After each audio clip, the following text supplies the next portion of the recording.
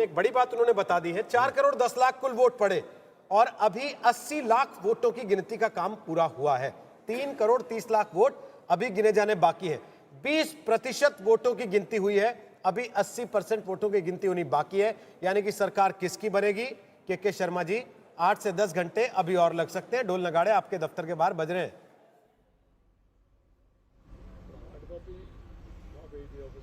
नहीं, ठीक है, मैंने तो पहले ही कहा और कि इसमें समय लगेगा और हम इंतजार भी करेंगे, और लेकिन हम अपना जो कार्यकर्ताओं के अंदर जो विश्वास है और जो हमें अपना विश्वास है, जो हमारे पास फीडबैक है रोहित जी, उसके आधार पर हम कह सकते हैं कि निश्चित तौर से हम वहाँ बहुमत की अपनी सरकार बना रहे हैं। इसमें कोई जी, आप लोगों के पास फीडबैक नहीं है क्या? अभी तक जो आप रिजल्ट तो लिख रहे हैं कि जब यदि सैटेलाइट को भेज सकते हैं कंप्यूटर से, तो ईवीएम क्यों नहीं हैक कर सकते भाई?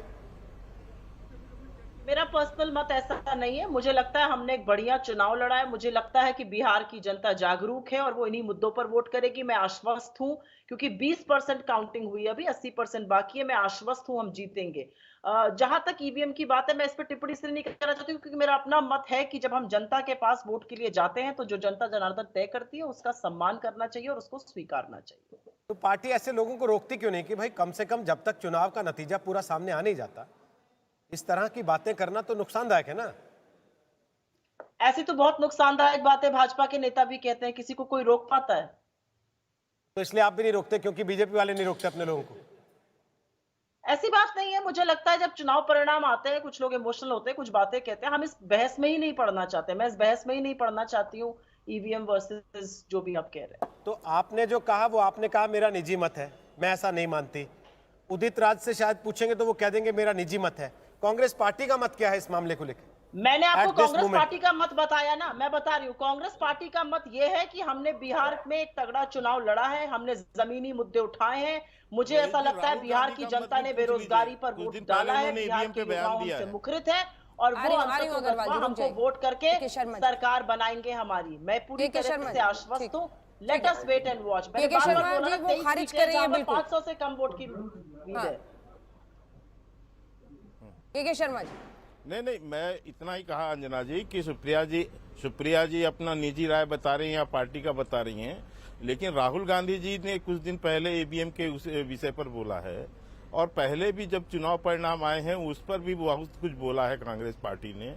तो उनके राय को ये कैसे खारिज करेंगे, उसके विषय में यदि कुछ अपना टिप्पणी करें तो मुझे अच्छा लगेगा कि कम से कम राहुल गांधी जी के विषय में बताएं कि उनकी क्या सोच है। अच्छा सवाल आपने उठाया। राहुल जी एक रैली कर रहे थे, रैली में नीचे से किसी ने बोला चिल्लाकर ईवीएम, उन्होंने कहा ईवीएम नहीं।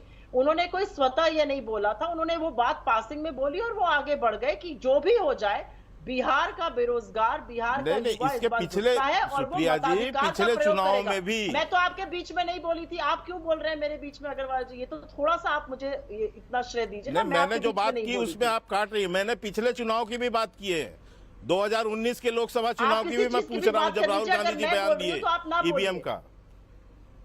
आप जो भी बोलना चाहते हैं मेरे खत्म होने के बाद बोलिए अपनी बात। फिर के शर्मा जी आती हूँ, पूरी कर लीजिए सुप्रिया जी। मैं कह रही हूँ ना, 12:47 हुआ है। अभी आपके पास मुख्य चुनाव अधिकारी थे बिहार के, 20% वोटिंग काउंट हुई है। Let us wait and watch. क्यों भी 2015 भूल गए क्या अग्रवाल जी? आप लोगों ने तो लड्डू बांटने शुरू कर दिए थे। सुप्रिया जी अग्रवाल जी नहीं है, शर्मा जी हैं, गलती से निकल गया था अंजना के मुंह से। सॉरी के शर्मा जी। अंजना जी अब मैं आपकी बोलिए शर्मा जी, बोलिए आप जवाब दीजिए शर्मा जी। नहीं आदि सुप्रिया जी मुझे ये याद दिला रही हैं तो मैंने बहुत सारी याद दिला सकता हूं कि गुजरात चुनाव हारने के बाद भी आप जो है देश भर में ढोल पीट के मिठाई बांट रहे थे। तो आपकी स्थिति ये है चुनाव हारने के बाद। तो सुप्रिया जी थोड़ा सा संभवतः उस समय तो शायद आप उसमें रहे होंगे, पार्टी में नहीं रही होंगी। गुजरात में चुनाव हारने के बाद आप लोगों ने मिठाई बांटी। ईवीएम की लड़ाई से मुझे लगता है सुप्रिया जी आपकी पार्टी के नेताओं को मतलब 4 बजे तक अगर तस्वीर पलट जाती है, फिर किस मुंह से वही उदित राज सामने आएंगे और कहेंगे कि अभी वाला ईवीएम ठीक है, दोपहर वाला खराब था। तो मुझे लगता है कि थोड़ा सा पेशेंस और इंतजार आपके भी, इतने बड़े वो नेता हैं उनको करना चाहिए। लेकिन श्याम रजक जी, अब मैं सीधे आपका रुख करते हुए, क्योंकि देखिए ये आंकड़ा खिसक नहीं रहा है। हालांकि सिर्फ 20% ही अभी तक काउंटिंग हुई है, लेकिन एनडीए 128 पर, मैं अगर गलत नहीं हूं तो बीते 1 घंटे से टिका हुआ है, और 103 पर महागठबंधन। तो अगर मैं इसी तरह पहले से भी टिका रहा तो फिर तो आप लोग पीछे ही रहेंगे फिर। जी नहीं, टिका नहीं रहेगा। मैंने पहले भी कहा था, शुरू में भी कहा था, कल भी हाँ। कहा था कि शुरू में जो हो, लेकिन लंबी गिनती होगी और अंतिम तक आप इंतजार रखिए, धैर्य रखिए निर्णय के लिए। महागठबंधन की सरकार बनेगी, तेजस्वी जी मुख्यमंत्री बनेंगे। ये स्टेपनी वाले लोगों से पूछिए ना। अभी वशिष्ठ बाबू से हम लोग के आदरणीय हैं, वो कह रहे थे कि हमारे पास एजेंडा था, विजन था। क्या विजन था? लोग जो महिलाओं की बात कर रहे हैं, महिलाएं रो रही है, परेशान है। कोरोना में जो लोग बाहर से आए अप्रवासी मजदूर, उनके जो दर्द थे, जो हमारे नौजवान हैं जो जाते हैं बाहर पढ़ने के लिए, हम एक कोचिंग सेंटर नहीं खोल सकते हैं। ये लोग जो जाते हैं, वो महिलाएं को दर्द नहीं होता है क्या? वो माँ है, माँ की छाती में जो दर्द होता है बेटे के लिए और भाई के लिए, वो दर्द उनको भी सहता और ये उसका खाली चुनाव में जवाब श्याम उन्होंने रजक जी, अभी तो ईवीएम में थोड़े दिया समय है। पहले आप जेडीयू में थे।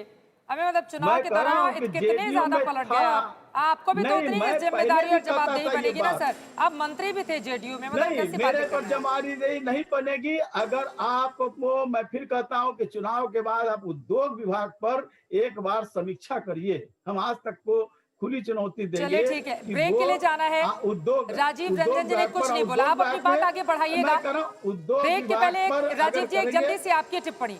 128 पर एनडीए टिके रहेंगे, बनेगी सरकार आराम से, हालांकि 20% ही अभी तक काउंटिंग हुई है। राजीव जी। तो पूरी तरह से हो चुका है और मुझे नहीं लगता है कि हम इस पर बहुत ज्यादा अपनी अपनी पार्टी के एजेंडे पर हम चर्चा करें। जनादेश का सम्मान करना चाहिए। राजद और कांग्रेस को जनता ने नकार दिया है, आरंभिक संकेत बिल्कुल स्पष्ट है और नतीजे इससे अलग नहीं होंगे, चाहे समय जो भी लगे। हम आश्वस्त हैं, ये संख्या और बढ़ेगी एनडीए के पक्ष में। ठीक है, जिसके पक्ष में नतीजे इस वक्त दिखाई दे रहे हैं वो कह रहा है कि जनादेश रात तक ऐसे ही रहेगी। जिसके विपक्ष में है उनका ये दावा है कि शाम तक स्थिति चेंज हो जाएगी। अब क्या होगा इस पर बनी रहेगी आज तक की नजर। हमारे साथ तमाम खास मेहमान लगातार जुड़े हुए हैं। एक बहुत छोटे से ब्रेक के बाद हम फौरन हाजिर होंगे। आप देखते रहिए आज तक।